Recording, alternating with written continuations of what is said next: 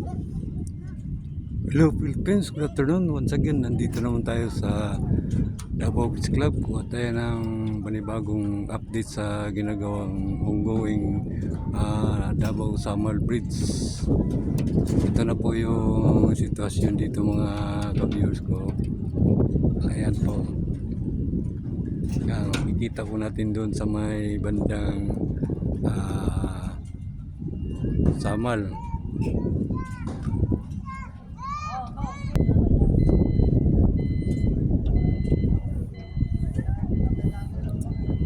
Yan na po yung compressment nila mga ka-viewers ko. Ang dami na nang nagawa nilang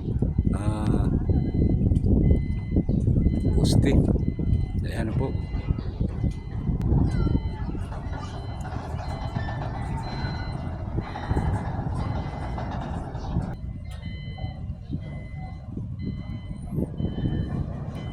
Ayan po. Ano po mga ka-viewers ko, kagabi nagbuhos sila kagabi na naman. Dyan banda yung may kulay na blue, yan binuhusan niya kagabi. At saka doon sa kabila sa may dulo, ayan po mga ka-viewers ko, yan po, makikita na po natin yung lumitaw na main poste ng tulay doon sa Samal. Ayan ang mga ka-viewers ko, yan, nakikita po natin yan. Yan accomplishment nila ngayon so far. Ito dito, yan, ito ngayon ang ginatrabaho nila. Yan po, makikita po natin itong crane, yan po. Yan, makikita natin mga ka-viewers ko, dalawa na pong natira na na kulong kasi nabaon na yung nakapile dyan na kulong mga ka-viewers ko. Ayan po.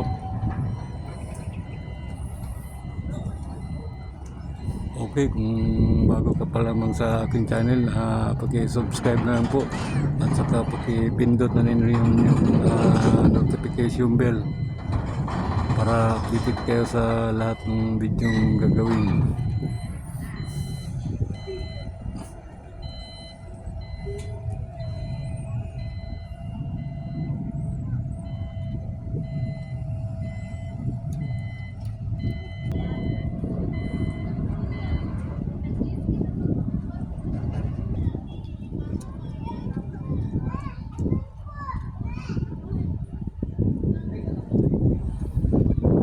Parang ililipat yata itong kulong,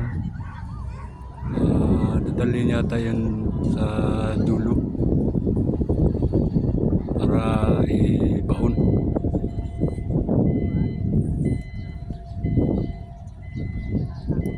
Itong tulay nito pag matapos ito 2028, itong isa sa pinakamagandang tulay sa Pilipinas ito, designed by DPWH. Kinontrata ito ng mga Chinese. Sila nakakontrata dito, worth of 23 billion something. Target nila ito 2028.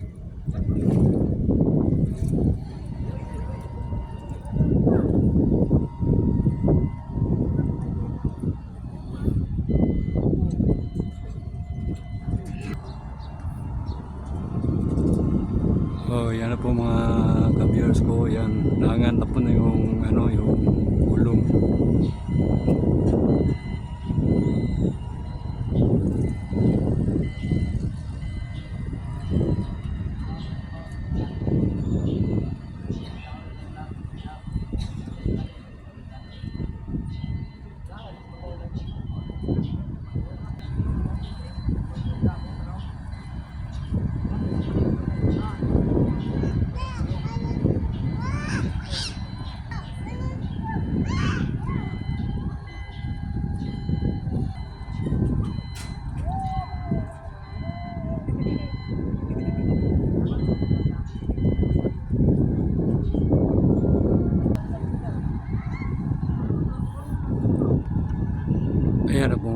viewers ko, ikakarga na ngayon sa trailer.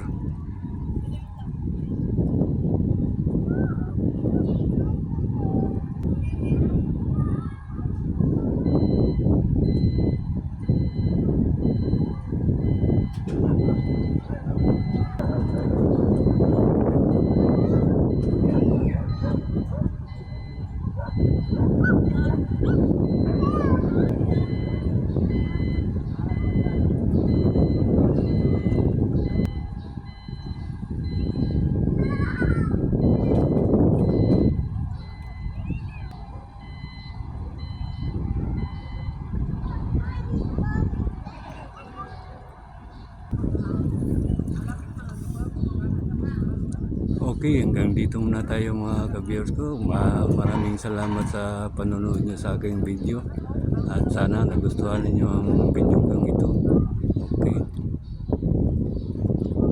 Thank you very much. God bless you all.